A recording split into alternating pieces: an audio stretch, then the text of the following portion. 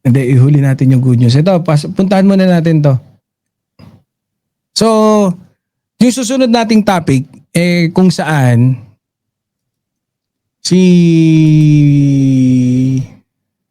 sino ba?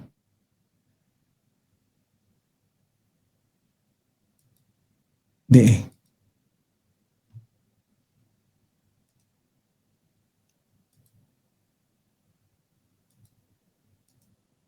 Itong si Bato. Puntahan na lang natin si Bato. So, hanggang ngayon kasi, etong si Bato de la Rosa ay hindi pa rin natatagpuan. No? Ang sabi nga dito, sabi rito ng News 5, account with a verified badge. Ini-screenshot ko yata ito, tapos may ganyan. Kinwestiyon kasi ni Torion, naghahanap na sa senador. When it is your very person, your personhood na, yung security mo at stake, damputin ka lang kaagad-agad, tapos itapon ka doon sa ICC. Yung kanyang personal safety na ang nakataya dyan. Of course, he has to do something, said Torion. Ang abogado ka, brother! No, ito nga kasi kaya ito yung statement na ito. Hindi naman natin kaya ito yung statement, no. Hindi ko alam kung siya talaga yung attorney ba ni Bato.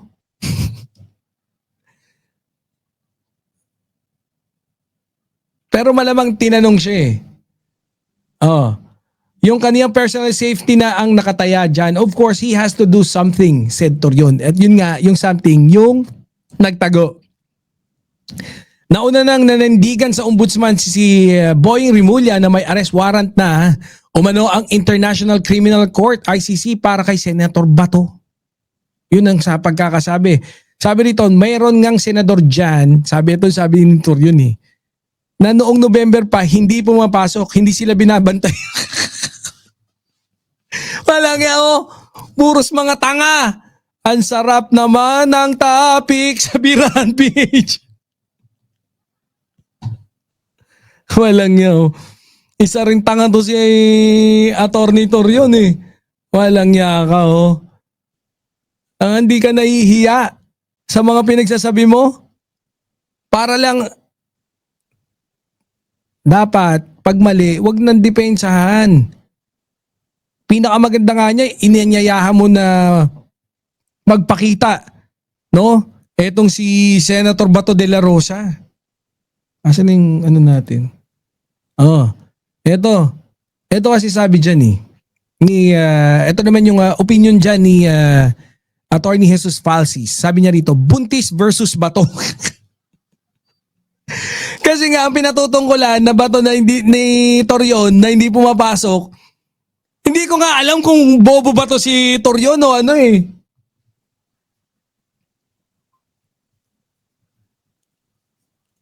Hindi ko alam kung alam niya bang naka-maternity leave o hindi. Basta ibuka na lang yung bibig. Ganun kasi itong mga to eh. No, mga aso ng Duterte. Oh, buti pa si Kabayo eh.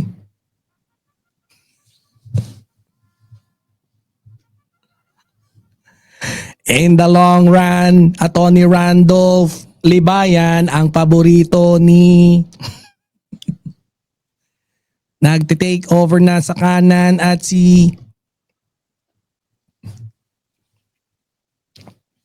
ang sabi rito, buntis versus Bato. Dear Attorney Torion, naka-maternity leave po si Senator Camille Villar sa lahat. So kasi kahit ayaw ng mga tao sa kanya, hindi siya hinahanap. Basahin natin Sabi rito, Dear Attorney Torion, naka-maternity leave po si Senator Camille Villar. So kahit ayaw ng mga tao sa kanya, hindi siya hinahanap at binabatikos for being absent.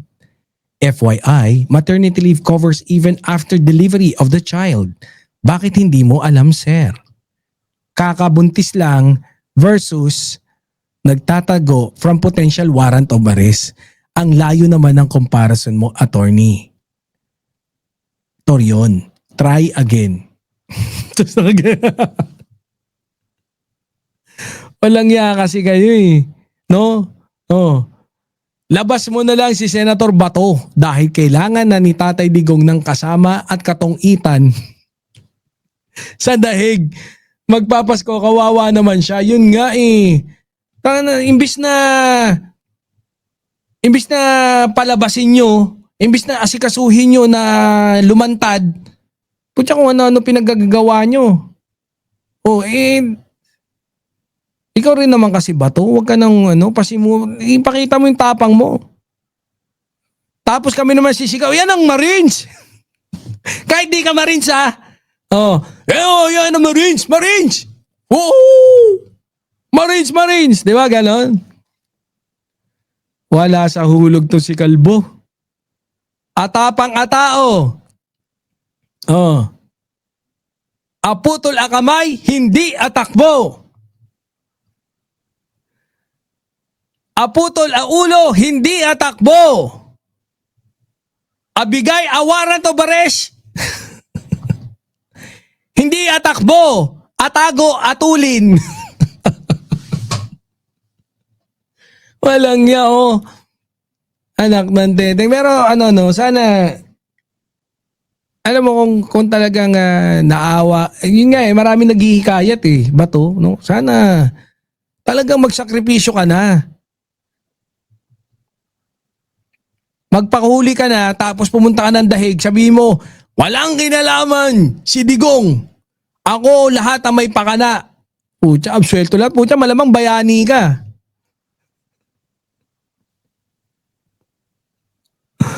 Pero ang ganyan-ganyan lang, wala. Tago dito, tago doon, wala. Wala kaming kabilib-bilib. Pasensya ka na ha. Hindi kami nabilib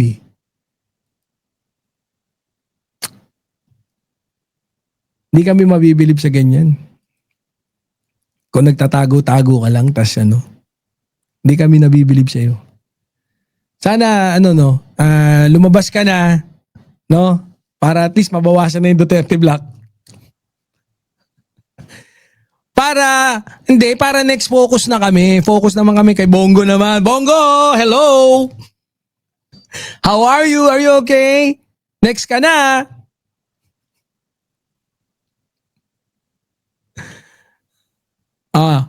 Anyways, sunod na natin si ganyan lang, simplihan lang natin si Bato. Wala pangmaliitan lang to si Bato. Ito. Yung susunod nating talakayin, syempre. Ito nga, kumakalat yung dun sa, alam niyo naman, yung kumakailan, naglabas ng mga series of videos etong si Saldico, na kung saan yung mga videos na kumakalat may nahagip, no, yung may mga kasamang maleta ay may nahagip na kotse. Meron ngang ibang tayong mga katropa na kung saan nakita daw nila kasi yung conduction sticker, bla bla bla. Pero tayo, tagal na nating sino mga nandyan nung Ate Tiger Eyes?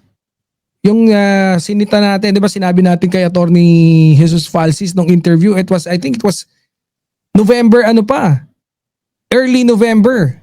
Few days since nung lumabas kasi parang sabi ko nga kay Attorney Jesus Falsis, Attorney, ang may dyan, si Sam Bersosa. Di ba? Kasi nga, nakita natin yung kotse and kilala natin yung kotse kasi dito nga sa Dubai, no? Yung dati nating amo, pag nagpapa-event kami, yung sponsor, Aston Martin, tsaka Maserati. Medyo nahagip natin yun, kaya kilala natin. Pero sila, ngayon lang nila nakita. Sino reporter to? Si Mark Anthony Fernandez ba to? Pasok. Hindi natatapos sa mali-maletang pera ang pagsubaybay ng Billionaire News Channel sa bombshell videos ni dating Congressman Zaldico. Ngayon lang to lumabas ako matagal ko nang alam. Pucha, mas magaling pa tayo mag-research kaysa sa bilyonaryo Kasi namin ang impormasyon at natukoy ang may-ari ng sasakyang nahagip sa video na katabi ng umano'y cash deliveries para raw kay PBBM at former House Speaker Martin Romualdez. Ang detalye sa exclusive agenda report ni Joash Malimban. Sige. November 15 ngayong taon nang ilabas ni ex-Ako Bicol Party List Representative Zaldico ang isa sa kanyang bombshell statements patungkol sa flood control scandal. Dito niya itinuro si Pangulong Bongbong Marcos at former House Speaker Martin Romualdez bilang pangunahing recipients ng pinakamalalaking kickbacks umano sa mga proyekto ng DPWH. Sa inilabas niyang video, ipinakita ng dating kongresista ang aniyay male-maletang deliveries ng mga pera para umano kina PBBM at Romualdez. Pero sa isa sa mga inilabas niyang larawan, tila nahagip ang conduction sticker ng isa sa mga sasakyang katabi ng mga maleta. Para mapatunayan Actually, nauna ko na nga narinig yung conduction sticker kay ano pa eh. Kay Jill. 'Di ba? ng mga litrato na Iko- deliveries ay ilalabas ko po together with this video. Eksklusibong nakuha ng Billionaire News Channel ang opisyal na mga dokumento ng naturang sasakyan. Naberipika namin na U0L960 ang nakalagay na conduction sticker dito. Ayon sa aming pagsusuri, wala itong ongoing o finished application para sa isang plate number sa Land Transportation Office. Ayon sa mga dokumento, isang 2023 Maserati MC20 ang sports car na nakita sa larawan. Mystery Gray ang model color nito. Ayon sa transaction documents, binili at pinangalanan ang sasakyan sa kumpanyang Socali Trading mula sa importer na Brilliance Auto Corporation. Isang sole proprietorship na registered sa Department of Trade and Industry ang Socali at nakafocus umano sa automotive trading, auto accessories at general trading. Ang pangalan ng registered owner, isang Federico Jr. Guillem Datoon. Binili ang sasakyan sa halagang 20 million pesos. Kung babalikan ng mga umano'y ebidensyang ipinakita ni Ko, tila may Alam nyo kasi nung, di ba, tumigil na tayo mag-live dun sa Banat Boy channel eh. Siguro balik tayo ron mga Wednesday or tomorrow. Tuesday or Wednesday. Kung babalik tayo baka bukas or sa Wednesday. No? Matagal ko nang kinontent to eh. Pinakita ko rito kung paano naging, kung kailan nabili. Halos lahat yan na ano ko eh. Mukhang pinanood tayo ng bilyonaryo eh. Diba? Kinumpara natin kasi yung launch ng naalala ko, hindi ko na tuloy maalala, pero meron tayong, we've conducted the research where we have found out na yung nilabas lang yung MC20 diyan sa sa Pilipinas, 3, no? Tapos ang nag-conduct kasi noon ng event na yun, ang may ng Maserati sa Pilipinas si Sam Versosa. Ayokong ituloy yung research ko kasi kung si Sam Versosa meron tayong mahahagip na hindi natin gusto. So bahala na sila. Bahala na yung iba. Pero ayan, sige, tuloy natin to. ilang hindi pagkakatugma-tugma sa transaction histories ng sasakyan. June 5, 2023, dumating sa Pilipinas ang sasakyan. June 9, 2023 naman, nang maisyuhan ito ng clearance mula sa Bureau of Customs, samantalang July 12 naman mula sa Philippine National Police. July 11 pa lang, iniulat na ito ng Brilliance Auto Corporation sa LTO bilang isang stock. Binili at inilipat ito sa posesyon ng Socali Trading noong December 18, 2024. Ayon sa registration papers nito, ayon dito, natanggap ng Socali Trading ang sasakyan bilang brand new imported. Ibig sabihin, walang dokumentasyon na ginamit o binenta ang sasakyan sa loob ng 1.5 taon. Ang katakataka, kung titingnan ng date sa larawang inilabas ni Ko, November 29, 2024, ang umano'y delivery ng mga maleta sa nasabing bahay kung saan nahagip ang sasakyan. Halos isang buwan bago na ibenta ang nasabing sasakyan sa Socali Trading base sa registration papers. Sinubukan ng Billionaire News Channel na kunin ang panig ng Socali Trading. Pumunta ang aming team sa registered address nito sa Quezon City. Pero nang puntahan namin ang nasabing address, building ng kilalang multi-level marketing and networking company na Front Row ang aming naabutan dito. Isang bagay na mismong staff din ng Front Row ang kumumpirma sa amin. Pero ayon sa building staff, ilang taon nang nakatirik ang kanilang gusali rito at wala umano silang alam na kumpanyang Socali Trading.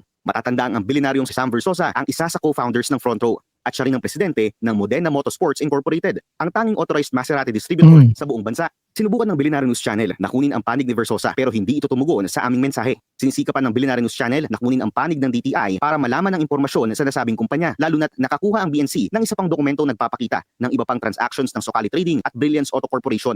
Ayon sa dokumentong nakuha ng BNC, bukod sa natukoy na 2023 Maserati MC20, 3 Maserati pa ang binili ng Socali Trading sa Brilliance Auto Corporation sa Okay. Sila rin pala bumili. Actually kasi, hindi pero, so ang bumili kung Socali Trading, kasi nung nilaunch yan, alam ko 50 lang yan all throughout sa buong Pilipinas. Nung ni-research ko yan eh. So 50 lang yung nilaba sa buong Pilipinas, sa buong mundo nung first launch. And I think yun na yun, 50 lang. Tatlo nasa Pilipinas. Nung pagpunta pa lang sa Pilipinas, yung tatlo, sold out na kagad. Even bago pa mag-launch, sold out na siya. Kaparehong araw, December 18, 2024. Isang Levante GT at isang Grecale na imported noong May 25, 2023 at isang Grecale GT Hybrid na imported noong October 26, 2023. Para sa Agenda Weekend, Joash Malimban, Billionaire. So, yun nga. Alam nyo kasi, connected din to dun sa pagkakasabi na yung posible, mataas yung possibility. Ngayon, I get it. I get it. I definitely get it. Di ba? Marami kasi nagsasabi bakit AI. Eh kanina na pinanood ko, kaya lagi kayo manunod sa Birahan PH. Napanood ko si Takeru. Kanina sabi niya, yun nga daw no. So yun pala yun. Ako dito sinasabi ko, kung AI yung ginawa kay sabi ko bakit, ano naman? Official page ni Saldico yun. Kahit AI pa yun, walang problema kasi si page yun ni Saldico. Di ba? Pero, yun pala, most probably, baka ipinamonetize na check, siguro dati may control si Saldico o merong alam, pero later on ngayon, nung nakita raw, nung nabuksan yung page, yung admin daw 27 eh. 27 yung admin nung page. So most probably, sabi, isa daw doon na alam na kung sino yung pangalan. Alam na nag-post. Kasi syempre nga, yung pag monetize yung page mo, magkakaroon ng money trail, magkakaroon ng transaction. 'Di ba? Ng pagbayad. Kasi monetize eh. So doon daw yung posibleng na detect. Connected yan doon. So yun pala yun. Okay. So kung AI nga, tapos most probably baka hindi naman si Saldico yung pwedeng itanggi, pero yung attorney niya eh. 'Di ba yung attorney niya? Parang nagsabi din na hindi, meron pa yan. I'm sure kasi nakita ko yung buo eh. 'Di ba? Kaya ang gulo eh. Pero yeah, let's see. Ngayon, ang point ko rin naman doon, so kung AI yun, most probably baka gawa-gawa lang din yung picture. Yung picture, madali na lang din yun. So bibili ka lang naman ng mga maleta, hindi mo na kailangan gawin sa AI, iparada mo doon. Syempre, luxury car dapat yung mahahagip, iparada mo doon, ipicture mo doon. Ang problema kasi may theory kasi ako diyan, medyo magkakadamay-damay eh. Oh, ito yung picture ni Saldico, si Willie and si Sam Versosa. I have nothing against Sam Versosa. As a matter of fact, I don't know him, no. Pero eto, puntahan natin yung Facebook post ko na kung saan ayan anong date yan? Yung post ko. November 17. Mag-iisang buwan na tong post ko. Ayun sabi ko. Ano sabi ko dyan? Doon sa nagtatanong sa akin kung anong kotse yan sa video ni Saldico at oo, nakapag-drive na ako niyan. Yabang lang yon. Ibang Maserati na drive ko. Kung Maserati MC20 itong sasakyan, si Sam Versosa ang tanungin natin. 3 lang daw sold out agad nung launching. Yan yun. Kung lang naman. Kung si Sam Versosa nga may-ari. November 17 pa yan nung sinabi ko. Oh. Kita nyo yan? Bakit? Kasi tapos naggawa na ako ng comparison para paano ko kinonfirm. So yung fender niya, lahat, yung gulong, yung yung kulay lang ang So noon pa yan. Noon ko pa pinost. Oh, kaya sabi ko sa inyo, manunood kayo lagi ng Birahan PH. Kasi lagi tayong advance dito. No, mapapano. 'Di ba? Oh, November 17 pa lang, sinabi ko na, nyo si Sam Versosa. Ayan tinag ko pa nga si Sam Versosa. Sabi ko, hindi, tinag natin si Sam Versosa. Although meron akong kilala na vlogger na malapit kay Sam Versosa. No, hindi ko na kinontak. No, pero ayan. Siguro nakita niya. Gusto ko nga sanang tanungin siya kung anong comment ni Sam Versosa, pero baka wag na. No, some other na lang. I'm pretty sure kung basta Maserati, definitely si Sam Versosa na agad yan. Wala nang kasi siya naman siya na kagad makakaalam. And si Attorney Jesus Falsis nga nagulat din nung binanggit natin yan. Ayan. Anyways, hindi pa umabot yung natin. Umabot yung ang tawag dito yung ating good news. Basa lang tayo ng good news. Basahin na lang natin para naman consistent tayo na lagi tayo may good news. Teka lang, siguraduhin ko muna ng good news to. Grabe! Alam niyo, sinabi ko sa inyo, work from home na ako eh. Di ba, inayos nga natin yung studio natin para gusto ko kasi komportable ako magtrabaho. Ang problema lang, talagang gamit na gamit pa rin ako sa kumpanya eh. Work from home na tayo, talagang hindi akala ko makakapag-focus na ako sa pagla-live. Unfortunately, wala eh. Hindi, tsaka magpapasko, marami talagang project. So samantalahin ko na lang din. So, pero okay mag-alala. Araw-araw na tayo makakapag-live dito na walang mintis. No? And then, bubuhayin na ulit natin yung isa nating channel, yung Banat Boy. Yan, na tayo dyan. Ito, dito na tayo sa ating huling topic, no, na kung saan good news nga tayo. Sabi dito, Panasonic invest. Asa ba? 3 billion pesos to expand domestic manufacturing in the Philippines. Diba? Napakagandang good news kagad niyan. Diba? Panasonic Manufacturing Philippines Corporation has registered 3 billion worth of project with the Philippine... Hindi ko mabasa. With the Philippine Economic Zone Authority or PEZA as it moves to expand the operation into the domestic market. In a statement on Wednesday, PEZA said it signed registration supplemental agreement with Panasonic covering its shift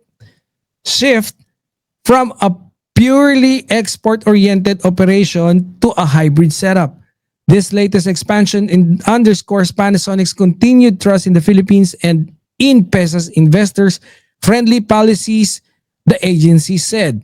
Under the expansion, the Japanese company will manufacture electronic parts, refrigerators, and washing machines as its facility in Laguna Technopark, where it has operated as an export enterprise since 2003. Ba? 2000, anong taon ba ako nandyan? 2004 ako nandyan eh. Sa Laguna Technopark, dami ko nadali dyan. Sorry. Yun yung highlight dun eh. The domestic market operation is expected to start between 2026 and 2027 and create over 340 additional jobs during its incentivized period, PEZA said. Panasonic ranks first in the market shares for refrigerators and washing machines in the Philippines and second in air conditioners, according to the agency. In November 28 regulatory filing, the company said PEZA registration qualify it for fiscal and non-fiscal incentives under corporate recovery and tax incentive for enterprises to maximize opportunities for reinvigorating the economy. Create More Act. This include a 5-year income tax holiday, 10 years of enhanced deduction, and 15 years of duty-free importation and capital equipment, raw materials, and accessories. Napaka-good news nga naman nun. Diba? Siyempre, merong investment, no, na siyang manufacturing ng mga electronics sa Pilipinas. So, ayan. dagdag na trabaho, dagdag na buwis na ating masisingil. Syempre, yung mga turista, no, na una, syempre magtuturis lang muna. 'Di ba? Lahat 'yan magkakaroon ng chain reaction, pati syempre yung mga Japanese. Kasi kami ganun din eh. 'Di ba? Sa Japan tayo nag-aral, nung pagkatapos nung yung boss ko, so on and so forth. Sunod-sunod yun. Siyempre, nag-aral tayo sa Japan. Pagpunta ko pag uwi ko ng Pilipinas, yung nagkaroon ako, yung boss ko na nagpa-scholar sa akin, sabi, magtayo tayo ng kumpanya dyan. Pagtayo ng kumpanya, yung pamangkin niya, naging jowa ko. Naging turista. Isa ako sa tumulong para magkaroon ng para madagdagan ng turista. Andiyan pala si kapatid Ballpoint Man. 'Di ba? Kaya malaking bagay pagka merong kumpanyang banyaga yung magtatayo diyan. So makakahakot ng maraming iba't ibang uri ng trabaho. Syempre madadagdagan din 'yan. Pagka may factory diyan, may mga kababayan tayo magtatayo ng karinderya diyan, no? O may mga magtatayo ng restaurant, mayroong mga motel din. Hindi masahihan, 'di ba? Sa paligid niyan ganun 'yun eh. 'Di ba? So malaking tulong 'yan, malaking tulong. Ayan anyways. Ayan, masyado na tayong nag-extend, masyado na tayong napasarap. Baka mapagalitan na naman tayo, no? Dagdag. Napasarap, hindi, na-miss ko rin kasi. Alam niyo naman, off tayo ng Sunday. So, yan. Magandang araw po sa lahat. Asa na? Pwede,